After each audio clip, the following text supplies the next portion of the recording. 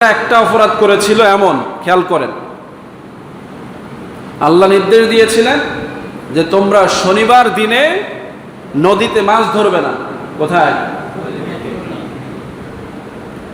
নিষেধ। কেন?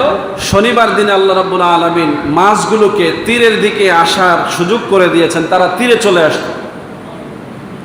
এই সময় প্রচুর মাছ তীরে ভিড়ে যেত, কিন্তু আল্লাহ নিষেধ করেছেন ধরা যাবে।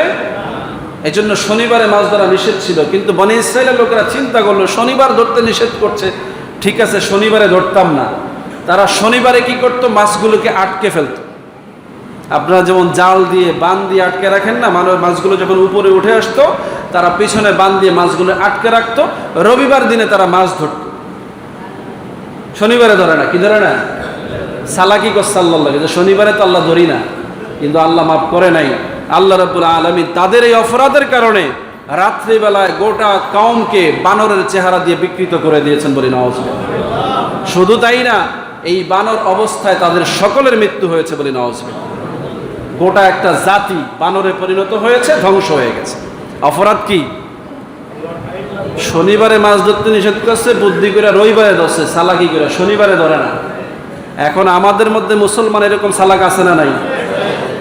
জেনা সরাসরি করে না, ইনডাইরেক্ট করে।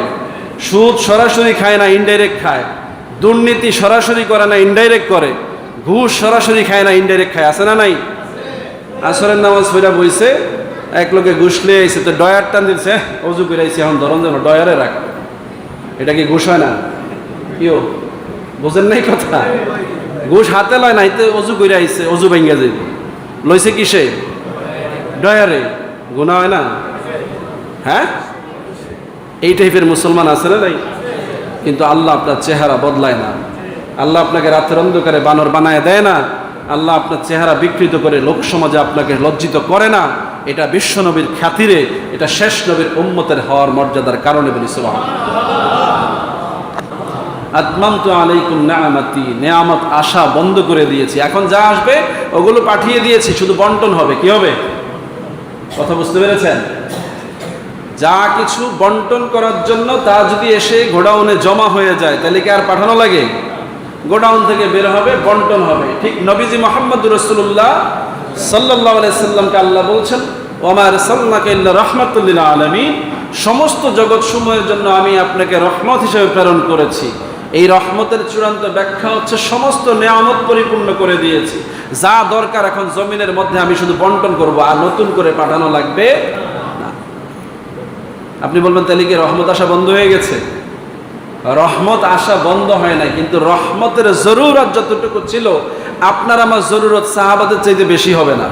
আমার আপনার জরুরত নবীর যুগের চাইতে বেশি হবে না। নবীর যুগে যা দরকার ছিল আল্লাহ দিয়ে দিয়েছেন। গোটা পৃথিবীর মানুষ কিয়ামত পর্যন্ত এর চাইতে বেশি রহমতের দরকার মনে করবে। এইটুকুই তো ভোগ করার অধিকার, যোগ্যতা হারায় ফেলতেছি আমরা। কি বলে ডেকে না? নবীর সাহাবীরা সর্বশ্রেষ্ঠ মর্যাদার মানুষ ছিলেন, এজন্য তাদের উপরে সর্বোচ্চ রহমত ছিল। তারা সর্বশ্রেষ্ঠ মর্যাদার মানুষ ছিলেন, এজন্য তাদের উপরে সর্বোচ্চ নিয়ামত আল্লাহ বরাদ্দ দিয়েছেন, বলি সুবহানাল্লাহ। আপনি কি আশা করতে পারেন যে সাহাবীদের চাইতে আপনাকে বেশি নিয়ামত দেওয়া হবে? আপনি কি আশা করতে পারেন যে সাহাবীদের চাইতে আপনাকে রহমত বেশি দেওয়া হবে? এটা প্রমাণ এটা যে চূড়ান্ত করে দেওয়ার পরে আর কমতি হবে না। চাইলে আল্লাহ আপনাদেরকে দিতে পারবেন, কিন্তু দেওয়ার ব্যাপারে ওনাদের মর্যাদাকে খাটো করে নতুন কিছু আপনার জন্য আসবে এরকম চিন্তা করার কোনো সুযোগ নাই। এটা হচ্ছে নবুয়তের খতমিয়াত, এটা হচ্ছে খতমে রিসালাত, এটা হচ্ছে চূড়ান্ত অবস্থা। আল্লাহ বলে দিয়েছে, ওয়ারাদিতু লাকুমুল ইসলামা দীনা। শুধু তাই না, আল্লাহ শেষ বক্তব্য দিলেন যে এই দিন ইসলামের উপরে আমি আল্লাহ রাজি হয়ে গেছি, বলি সুবহানাল্লাহ।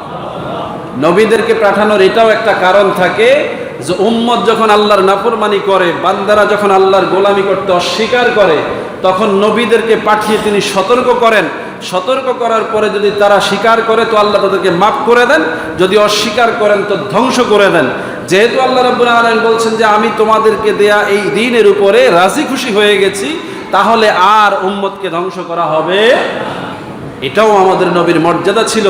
রাসূল বলেছেন যে আমি নবী জমিনে আসার কারণে অন্যান্য নবীদের উম্মতের মতো আমার উম্মতের কোনো বান্দাকে, কোনো উম্মতকে পৃথিবীতে ওই রকম শাস্তি আর দেওয়া হবে না, বলি সুবহানাল্লাহ।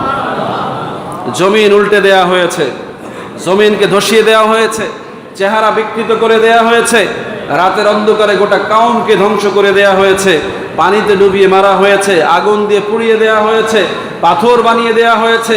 বিভিন্ন অবস্থায় বিভিন্ন কওমের নবীদের উম্মতদেরকে আল্লাহর নাফরমানির কারণে আল্লাহ এভাবে শাস্তি দিয়েছেন, জমিনের মধ্যে তার নমুনা আছে। কিন্তু আখিরি জামানা নবী মুহাম্মদুর রাসূলুল্লাহ সাল্লাল্লাহু আলাইহি সাল্লামের খতমে নবুয়তের মর্যাদার কারণে, রিসালাতের মর্যাদার কারণে কিয়ামত পর্যন্ত উম্মতেরা বনি ইসরাইলের চাইতে ভয়াবহ গুনাহ করলেও আল্লাহ তাদেরকে ওই রকম শাস্তি দিবেন না, বলি সুবহানাল্লাহ। খুশি হয়েন না যে তাইলে বাইসা গেছি, বেঁচে যান নাই, শাস্তির ভিন্ন রূপ আল্লাহ আপনার উপরে প্রয়োগ করবেন। কিন্তু অন্যান্য নবীদের উম্মতকে যেভাবে বেইজ্জতি করেছেন, অসম্মানিত করেছেন, শেষ জামানার নবীর উম্মতরা চরম অন্যায় করার পরেও আল্লাহ সেইভাবে বেইজ্জতি করবেন না। এটা নবীর মর্যাদা, বলি সুবহানাল্লাহ। নাইলে আমি আপনি, আমাদের মধ্যে, সমাজের মধ্যে এমন অনেক গুনাহগার আছে যাদের চেহারা দিনে দিনে পাল্টায়া শুকর হয়ে যাওয়া উচিত ছিল। কি বলেন, ঠিক কিনা? এমন জেনাখোর, এমন ব্যভিচারী, এমন সুদখোর, ঘুষখোর, দুর্নীতিবাজ আছে না নাই? বনি ইসরাইলের লোকেরা একটা অপরাধ করেছিল এমন, খেয়াল করেন,